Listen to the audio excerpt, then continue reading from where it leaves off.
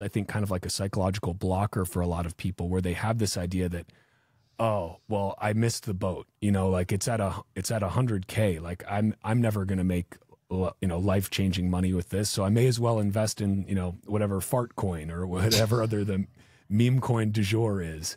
And I'm curious what your thoughts are on that for people. Like, do you think that, because you mentioned, trains kind of leaving the station, but do you think there's still plenty of time for folks to get on board?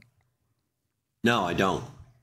I think the train is leaving the station, and I just can't explain how important this particular period is. You and I, we're set. We're sitting on the train. We got our Bitcoin ticket. Carla's next to you. I've got everybody with me. Except a lot of my family members aren't with me. And if you look out on that platform, you look through the window, there's a whole bunch of people that you love or that are your family members, your friends, and they're not with you.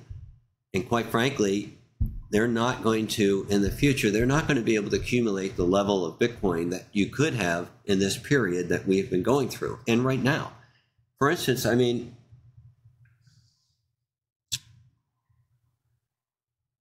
let's just think for a minute. Let's just go back and talk about the train leaving the station. I bought Bitcoin when it dipped. I bought Bitcoin at 17,000. Let's just say that I bought a tenth of a Bitcoin, and it would cost me $1,700. Now today, it's 2 years later, I got to come up with 10 grand for that Bitcoin. Same amount of Bitcoin. Well, I'm here to tell you right now, I may be a village idiot on some things, but you know what? I do understand Bitcoin, and Bitcoin is going to $1 million a coin. And when it does, you're going to have to come up with 100 grand. And as far as being too late, what the hell do you want? Listen to this. Bitcoin over the last 5 years has returned 55% CAGR. That's cumulative annual growth rate per year. That's reinvesting, just leaving it sitting in there. 55% a year. If you get a tenth of a Bitcoin right now, just sit on a tenth of a Bitcoin over, and your audience, I'm sure, is not old farts like me. You're probably younger. Well, guess what? You go 20 years. That's $64 fucking million.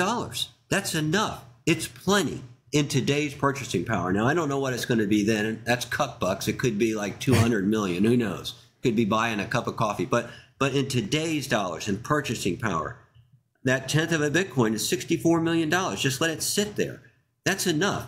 But you're going to struggle to come up with 100 grand when Bitcoin's $1 million a coin. And people that don't understand the train's leaving, you're sitting there right now. Anybody that's listening to this or watching it, you're making a bet right now. All those long-term holders I told you about that are leaving Bitcoin, that a lot of LTHs, the long-term holder, they sold coins into the 73 peak. Then a lot of them sold and are still selling in the 100K peak. And we usually call these people smart money. Long-term holders sell into every bull run, and you can just watch it on chain. And I do a lot of on-chain analysis. I want to give a shout out right now for James Check. If you're looking for him, he's Checkmatey on Twitter. He puts out a premium. I only subscribe to 2 newsletters. His is 1. And he can help you stack 15 to 20% more Bitcoin as you buy if you'll just pay attention to on-chain and know when to buy. So I do a lot of on-chain, and we usually call these people smart money that sell into these peaks. And I'm here to tell you right now, I think they're stupid money, because you are making a bet right now. We've got, I don't know when this will come out, but it's going to be about 30 days until President-elect Trump becomes President Trump. And when he does, if you're betting on the wrong side of this, you're going to have your eyes watered. You're going to sit there, we're going to put the dial on 11, cook noodles, and you're going to be sitting there going, wonder what the fuck just happened? Because it's going to take off. Now, if he doesn't put out an executive order or doesn't use the bill that's maybe before him from Congress, I don't know. I assume that Bitcoin's price will probably fall a little bit. So again, you're making a bet. But do you want to be on the wrong side of that bet? What is the upside to what I'm talking about compared to the downside? If it's going down, if I had any more chips left, I'd be buying. I don't have anything. I'm Bitcoin rich, and I barely have enough money for a sandwich sometimes. So, what I'm saying is the train is leaving the station, and in about 30 days, you're making a bet right now. If you're not into Bitcoin, or if you're trading your Bitcoin, or if you're like these dipshits that are selling as it gets to 73K, you got to pull your head out and look around. Anyway, I don't mean to rant here, but it's just what I tell you about rants? It's a safe space for them. No worries. But no, I think this is a fair point. There's always like that. It's basically a meme at this point of your friend asking you, like, oh, well, should I buy some Bitcoin now, or should I wait until it goes lower? And whenever you get those kind of texts, it's always just kind of like, I don't know, man. Do whatever you want with your own money. I'm still buying now, because again, I'm not a trader. I'm not some sophisticated investor. I just dollar cost average. And when I, have a little bit of extra fiat lying around, I'll, make a little bit of a smash buy. But otherwise, I just kind of set it and forget it and try to accumulate. And again, create value so that I can keep generating some fiat to sell that dirty fiat for Bitcoin, or earn in Bitcoin when I can, whenever it's possible. Because that's a great feeling too. There's no fiat involved. That's a beautiful thing. But I think that as we're getting into, we're getting into this point, the whole gradually then suddenly, right? Like the suddenly happens very, very suddenly. And I think that, maybe it's because after this last cycle with the whole FTX blowout and all of that stuff, everybody thought, oh, this is, we're going into a super cycle. We're going to, this is the 4-year cycle is dead. It's going to, it's going up forever. And it's like, maybe that jaded some people to think, okay, well, we're just going to have another collapse like after FTX. And Bitcoin's probably going to take another, massive haircut at some point. Maybe it'll take a 50% drop or a 60, 70% drop, but that might be dropping down from $1 million. You know what I mean? Like the magnitude of these drops is going to get, and runs is going to get more violent, but the numbers we're dealing with are just so much larger. And I think that for people right now, it's like, again, the message that I give to friends and family, and thankfully a number have actually listened, is just set up a dollar cost average, and if you've got the balls to just say, screw it, I'm just gonna dive all in on this, good for you. If you've got a lot of excess fiat lying around, I don't have a lot of fiat just lying around. I earn fiat and then I save in Bitcoin. And I think that that's good advice for most people. But right now it's like, you're kind of right that, we're still early, but the magnitude of your earliness, is going to potentially decrease exponentially in the coming months and years. And things are going to happen very, very quickly. And I don't think people are really mentally prepared for that. Either probably most Bitcoiners are not, except maybe some of the, the psychos who have been around for a lot longer than I have. But certainly most no-coiners are definitely not prepared for that. And if you're not holding Bitcoin in the coming years, I think you're going to feel very angry, probably feel very foolish, but not want to admit your own foolishness. So you're going to find ways to take out that anger on the greedy Bitcoiners who just got lucky. You know what I mean? We've seen a lot of that already. I mean, we're seeing some of that now. I would have to say, I think that the last cycle probably did cause a lot of PTSD for people. I believe personally that the last cycle was truncated, that we basically were on our way up to 100K. And I did call for that. So again, I'm a village idiot sometimes. I got that wrong. Another thing I got wrong is I really did think that institutions would be arriving during that last cycle. That I was wrong. They absolutely were not. I did not understand the barriers that were there to entry. The change in FASB accounting rules from intangible asset. If you wanted to make Bitcoin the most toxic thing that you could make it, so you couldn't hold it on a treasury sheet, you'd call it an intangible asset.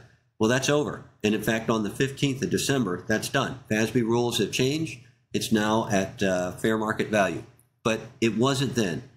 The other thing is that January 1st, MicroStrategy is going to start reporting in that next quarter using those new guidelines. But the other thing is I didn't understand until recently how in-depth and how deep the choke point 2.0 was, and how the Biden administration was working so hard to curtail crypto and Bitcoin development, causing tremendous harm with banks.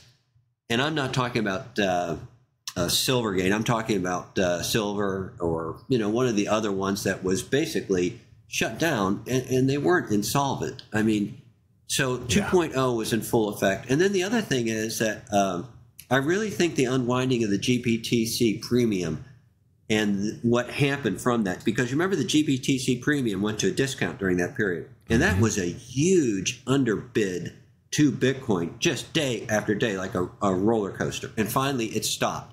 And when it did, when it went to discount, people had to unwind. And that's when we discovered, Three Arrows Capital, Genesis, eventually all of this leading into FTX. And that, that was paper Bitcoin. That guy, that was fraudulent stealing of other people's Bitcoin. And that was paper Bitcoin out there. So I think all those things contributed to the unwind of the market.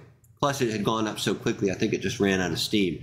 These legs that we're going through right now, even this one at 100K or so, that's really important. If we can stay in there and build a base, it's going to make our what comes next even more sustainable. But I do want to address one last thing you said.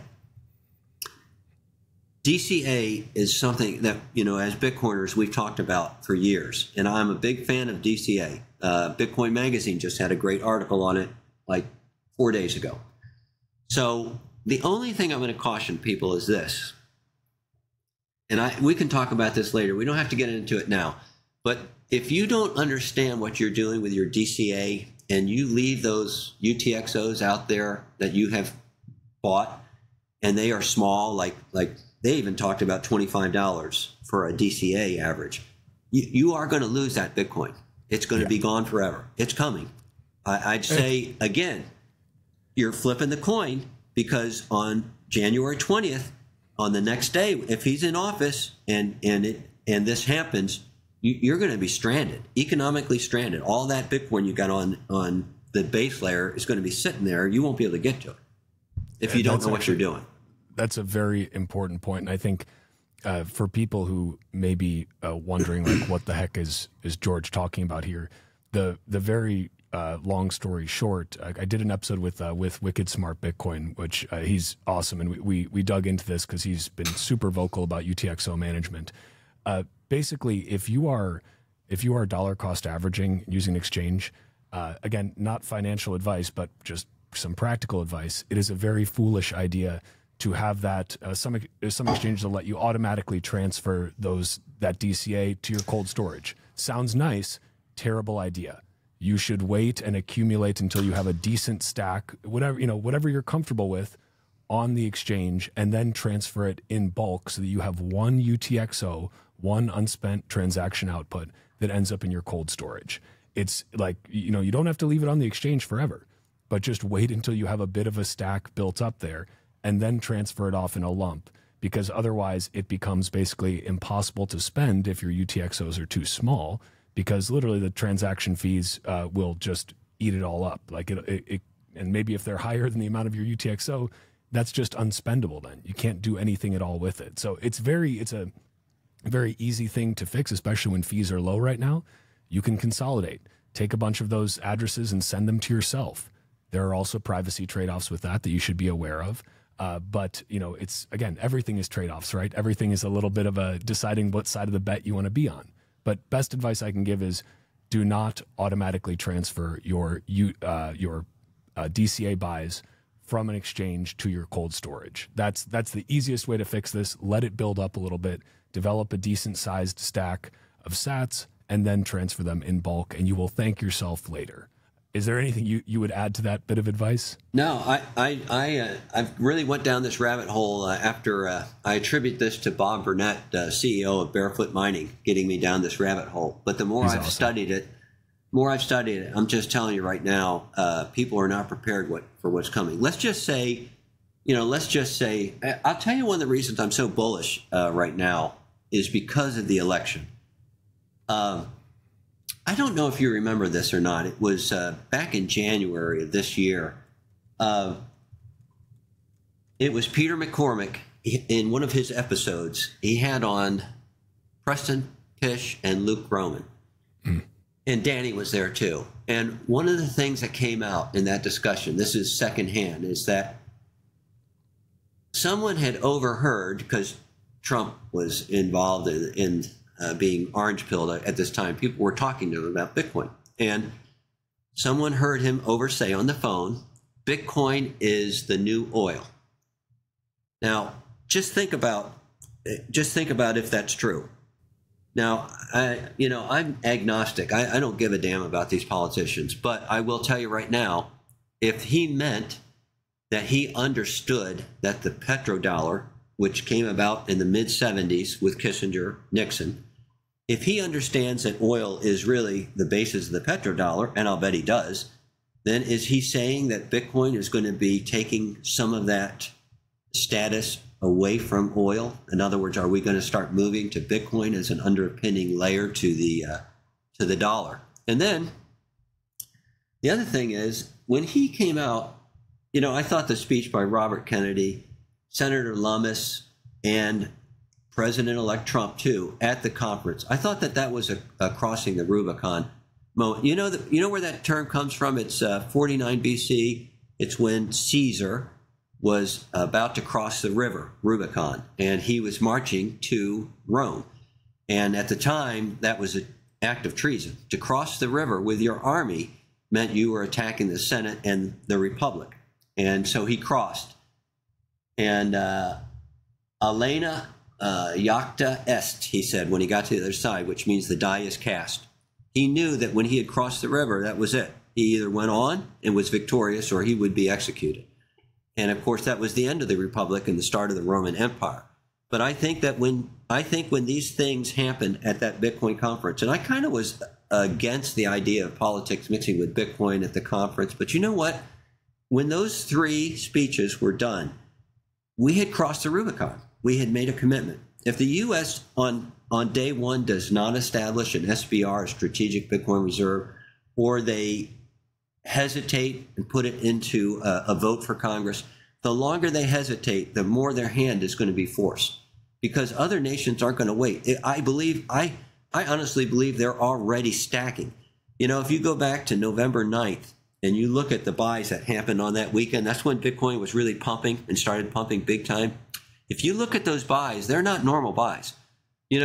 I've mentioned this before, but MicroStrategy, their goal, and they're required to, when they issue all that ATM at the market offerings of stock, they don't move the market. They purposely do not move the market. They use, dark pools, accelerators, OTC. They're doing everything they can, algos that are just buying without moving that market. They probably do provide support, but they're trying not to do it. Whoever was buying that weekend, they didn't give a shit. It was just smash the green buy button, 100 Bitcoin, 200 Bitcoin, and they didn't care about slippage. Do you know what I'm saying? Slippage? They didn't care if the price moved up or not. They were agnostic to price. So, is that like one of these Middle Eastern countries? Is it some wealthy sovereign state that has its own printing press, or is so wealthy it doesn't give a damn? Imagine if the United States wants Bitcoin. Do you think they're going to give a shit if it's $110,000 or $150,000? They're not going to care. If it's President Trump, he's just going to say, "Get me the Bitcoin." And I don't think so. I guess what I'm trying to say is this: you have a narrow window now to participate in this game, and even if I'm wrong about us establishing a Bitcoin reserve, even if I'm wrong, your time is narrow because other people get it. We've already seen that. What did Putin say at the news conference the other day? Who can ban Bitcoin? Nobody. He gets it. They just had a member of their parliament or their house put forth a bill to establish it as a treasury. So the nation states get this, and it's going to happen.